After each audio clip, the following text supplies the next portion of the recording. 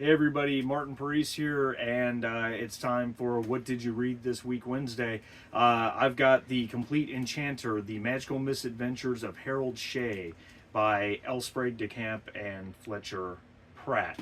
Now, when we talk about vintage, this goes beyond vintage. We are in golden era fantasy here. This book was published in 1941. Sprague DeCamp wrote a ton of fantasy, and he wrote a lot of it shortly after Robert E. Howard, and he wrote a lot of stuff I wrote a lot of Conan stuff after Robert E. Howard's death.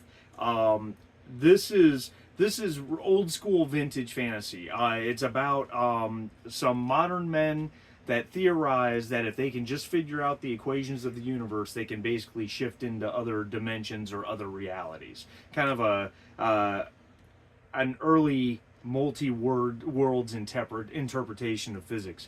And he does it. In the first one, he ends up in a world that is where we came up with the old Norse mythology from. And he finds that even though he packed a pistol, technology of our world doesn't work there, and he actually learns how to use magic by figuring out the equations of that world.